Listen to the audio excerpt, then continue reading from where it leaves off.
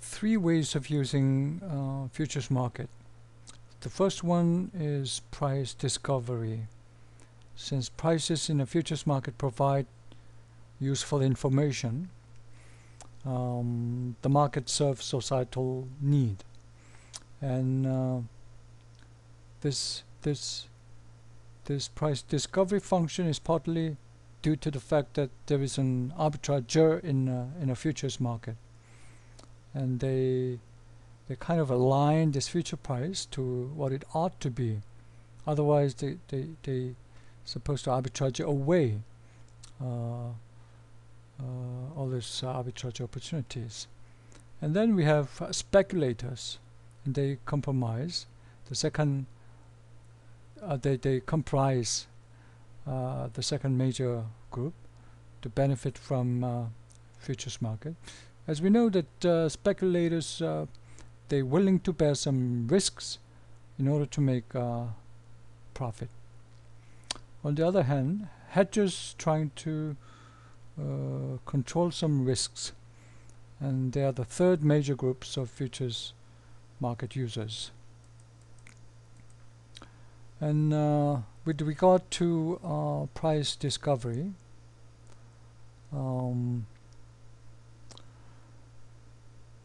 the futures price, I wanted to recall that futures price could be an estimate of expected spot price in the future. So future price could forecast spot price in the future, and there are a large errors in futures price, and yet compared to alternatives, futures market seems better. In a sense, futures price could be used as an reasonable forecasting tool. The accuracy of futures forecast may not be good, but it is better than alternatives, and furthermore, futures market forecast futures price, in other words, are free. Speculations are speculators is a trader who's willing to bear some risks and trying to make money. And there are several types of speculators. The first one, scalpers, and they hold position over the shortest horizon. They tried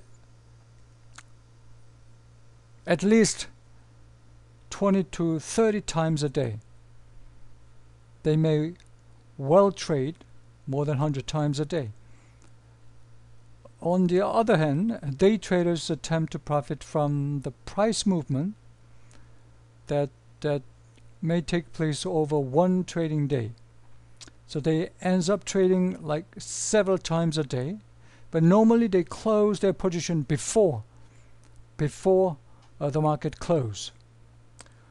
Position traders, on the other hand, maintain a future position overnight and hold their position for weeks or months.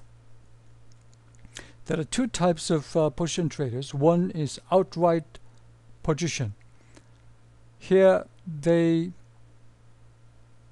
don't control a risk at all. They're pure speculator. Whereas spread position, they trying to make money. In so doing, they have to bear some risk, and yet they trying to control some risk. Okay.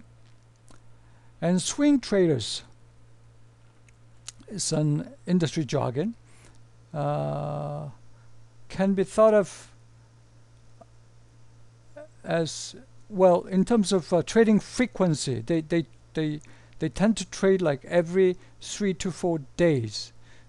So swing traders may come in between day traders and position traders, because position traders, they tend to trade several times a day, whereas position traders, they hold for several weeks or several months, whereas swing traders, they trade like every 3 to 4 days. Here are some examples of scalpers and spread position traders. Scalpers, note that every minute they trade. Every minute they trade. They could buy, or they could sell and buy and sell again. Instead of doing that, the net position varies. And here, this spread position trader short selling July wheat future, but at the same time they buy the same amount of July corn future, and when they close position on June 1st, they buy 1 July wheat future contract. At the same time, they're selling 1 future corn contract. So what's happening here? Here,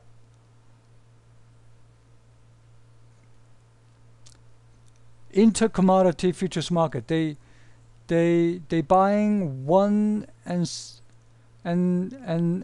selling the other short. Well, underlying assumption is these two, wheat futures market and corn future prices, they just tend to move together. So they, by buying one and selling the other, they kind of controlling some risk.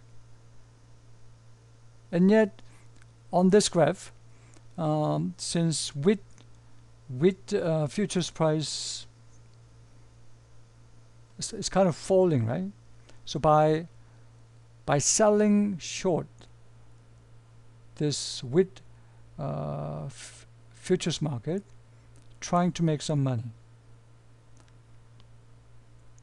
But again, to control some risk, doing spread position, which means that at the same time, when he or she sells wheat future,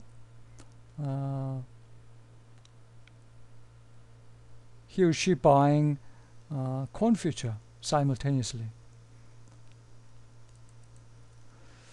Okay, speculative profit.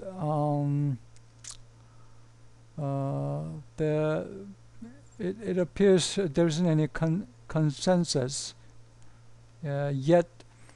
Speculators, they don't seem to make huge profit, especially when we consider transaction cost.